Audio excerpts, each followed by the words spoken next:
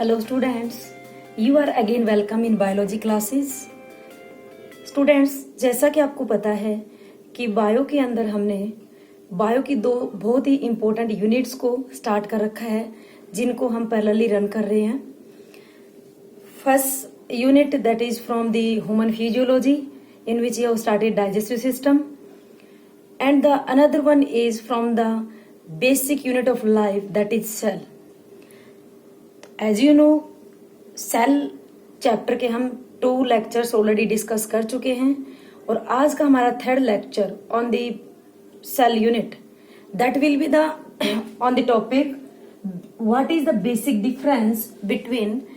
So let's start our today's lecture. So before doing the difference, we should revise some terms which are used in this lecture. Firstly, we have already discussed about cell. What is cell? It is the basic unit of life and it consists of many cell organelles.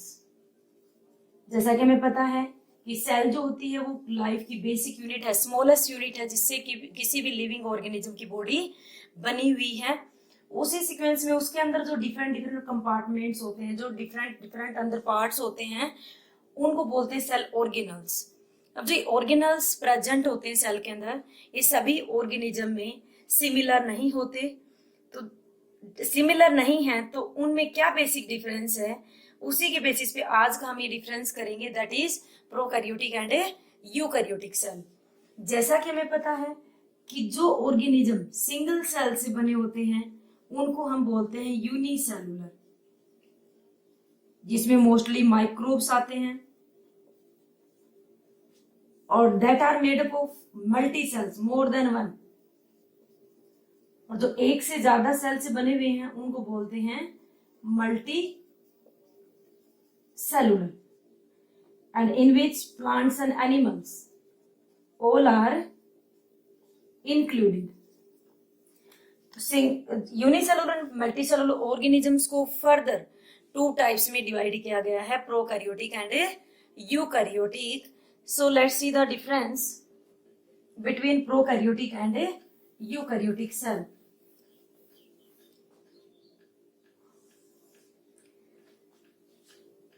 Firstly, discuss these terms. Pro means before and karyotic word come from nucleus. This U term is true and already karyotic means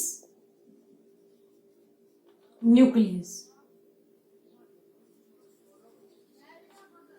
It means in these cells, in prokaryotic cell, there is no true nucleus, and in the eukaryotic cell, there is a true nucleus present in the cell. So these have nucleus is absent. In these cells, nucleus is absent, or we can say a membrane bound nucleus is absent. जैसा कि आपको पता है कि nucleus के बाहर जो covering होती है, जो मेम्ब्रेन होती है, उसको न्यूक्लियर मेम्ब्रेन बोलते हैं. और जिस सेल में न्यूक्लियस के बाहर एक कवरिंग नहीं होती, मेम्ब्रेन नहीं होती, ऐसे ऑर्गेनिजम्स को क्या बोलते हैं हम? प्रोकैरियोटिक. न्यूक्लियस जिन सेल्स में एब्सेंट होता है, यानी न्यूक्लियस जो मेम्ब्रेन से बाउंड नहीं होता, उसको बोलते हैं न्यूक्लियोइड. तो क्या प्रेजेंट है इसमें? It has nucleoid. न्यूक्लियस की जगह इसमें क्या होता है? Nucleoid. If we see in eukaryotic cell, nucleus is present. Nucleus is present. जिन सेल में ट्रू न्यूक्लियस नहीं होता, दैट आर प्रोकैरियोटिक. जिनमें ट्रू न्यूक्लियस होता है, दैट आर यूकैरियोटिक. इनमें न्यूक्लियोइड होता है, लेकिन जो यूकैरियोटिक सेल में उनमें ऑलरेडी न्यूक्लियस है, so nucleoid is absent. Nucleoid is the naked genetic material. जैसा कि आपको पता है कि जो जेनेटिक मटेरियल होता है, जो डीएनए होता है, वो न्यूक्लियस के अंदर प्रेजेंट होता है. तो प्रोकैरियोट्स में क्योंकि न्यूक्लियर मेम्ब्रेन नहीं है, तो उनका जो जेनेटिक मटेरियल है वो साइटोप्लाज्म में सर्कुलर फॉर्म में प्रेजेंट रहता है. Next difference is it has 1 to 5 micrometer size. It is very less size of the cell. As you know, 1 micrometer equal to 10 to the power minus 6 meter. And it has 10 to 100 micrometre size. Cells, दोनों ही sales को हम necked आई से नहीं देख सकते हैं, इनको माइक्रोस्कोप में देखना पड़ता है, इसलिए दोनों का ही साइज क्या लेस है. लेकिन जो प्रोकैरियोटिक सेल होती हैं, प्रोकैरियोटिक सेल्स का साइज बहुत ही कम होता है. कितना होता है? 1 to 5 माइक्रोमीटर. और 1 माइक्रोमीटर किसके इक्वल होता है? 10 to the power minus 6. It means 1 को हम अगर कितने से डिवाइड करें? 1 के आगे 6 जीरो लगा दो, 10 to the power minus 6. It means अगर इतने से हम डिवाइड करते हैं तो इतने माइक्रोमीटर में साइज होता है इनका. ठीक है. नेक्स्ट डिफरेंस इज, जैसा कि हमने इससे पहले वाले लेक्चर में डिस्कस किया था कि सेल के अंदर डिफरेंट डिफरेंट सेल ऑर्गेनल्स होते हैं जो मेम्ब्रेन बाउंड है. फॉर एग्जांपल न्यूक्लियस है, न्यूक्लियस के चारों तरफ ईआर होती है, गोल्जी बॉडी होती है, लाइसोसोम्स हैं, सभी के ऊपर क्या है? मेम्ब्रेन कवर्ड है. लेकिन एक ऑर्गेनल है जो मेम्ब्रेन लेस है, ribosome. That is same in prokaryotes and eukaryotes. It is always membrane less.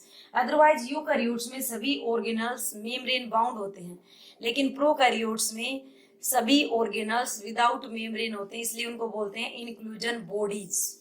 तो इनमें क्या है? all cell organelles are membraneless, known as inclusion bodies. लेकिन यूकैरियोट्स में, जैसा कि आपको पता है, एनिमल सेल और प्लांट सेल जो होती है वो यूकैरियोटिक होती है, तो it has all cell organelles which are membrane bound. क्या होते हैं ये? मेम्ब्रेन बाउंड होते हैं. Accept ribosome. राइबोसोम को छोड़कर सभी ऑर्गेनल्स मेम्ब्रेन बाउंड होते हैं. So it is the basic difference between prokaryotic and a eukaryotic cell. And in the next lecture we will discuss the different, if we see the example of this prokaryotic and eukaryotic cell, then in prokaryotic cell all bacteria are there. सभी bacteria को किस में count करते हैं? Prokaryotic cell में. और plant cell और animal cell जो होती है and animal cell that are included in eukaryotic cell. तो हमारी जो सेल होती है वो क्या होती है? Eukaryotic cell.